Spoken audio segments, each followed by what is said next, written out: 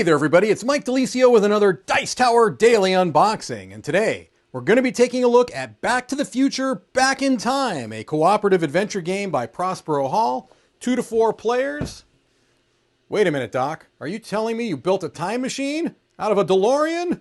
Includes a DeLorean time machine and 7 miniatures. Alright, well, I think most of us are familiar with Back to the Future, 80s trilogy of movies, and this looks like it's got a bit of the cartoon look to it. They're not going with the actual, they're not going with stills from the movie or anything like that. They're going with a animated kind of field here. Shield eyes from the light. The flux capacitor here. Ah, that's a cool looking rule book right there. I'm assuming that this flux capacitor is the back of the game board. It is indeed. All right, so let's take a look here. We've got many iconic regions, the shops, the clock tower, and the town square, the school parking lot. You got Hill Valley High. Here you've got Doc Brown's house, George's house, Lorraine's house, and Lou's Cafe. Anyone who's seen the movies are going to be familiar with those. So there's that rule book that I mentioned before, Tales from Space, made out as a comic book. Here's our components, our game objective, a cooperative game where you're going to win or lose together. Got the setup here. You got the turn tracker phase, and then you've got the action phase, and there's also a love meter, apparently. You've got Biff out there. You know Biff's not going to be good. You know Biff's going to be causing you problems. Action phase, you can move your character, you can attempt challenges, you can modify die rolls, you can use item cards, and you could use your special character power. And it looks like all of them have their own special power. You've got different challenge types. You can influence love, move the DeLorean, fight Biff, prepare the DeLorean, opportunity challenges, trouble challenges. And here's how you roll the dice for those different challenges.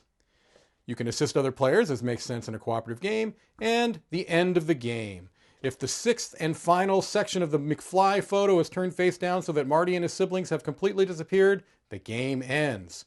Lightning strikes at 10:04 when the turn tracker cube moves onto the final space. At that point, the game ends immediately with one of 2 outcomes. If the love meter cube is in the heart zone and the DeLorean is in the ready zone, then you win the game. Strategy and tips, and some FAQ there. All right, here's our love meter. There you go. We've got a number of different tiles. Cardboard tiles here. They're nice quality. They look like they just about all affect die rolling. We've got our clock tower here, which we would put together.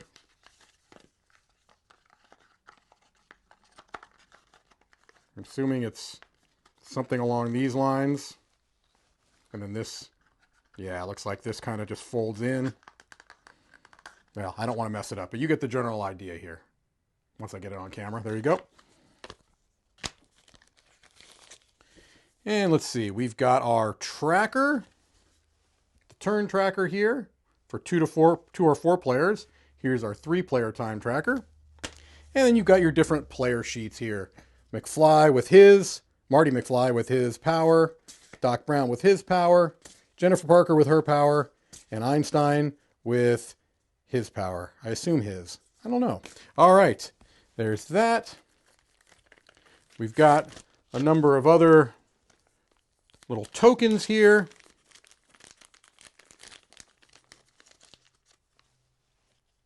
DeLorean parts, the cable, the gasoline, hook. This is, I believe, the family photo that you're trying to kind of not have disappear. So it's a clever way of doing a timing mechanism, it appears to me. It's basically just a timer, and when all of those pieces disappear, you lose the game. We've got some cards, some square cards.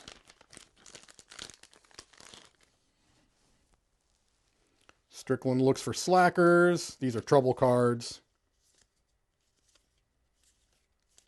Things you don't want to have happen. Different level. Some harder than others, I'd imagine.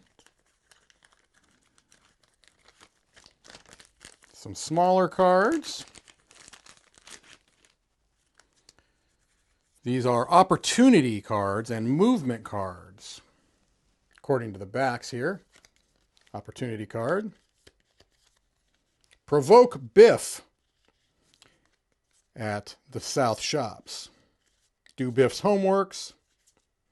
You can see there's a lot of callbacks to the movies you might expect. And these are the movement cards. Move Lorraine counterclockwise 2 spaces, then Biff's going to do something you don't want.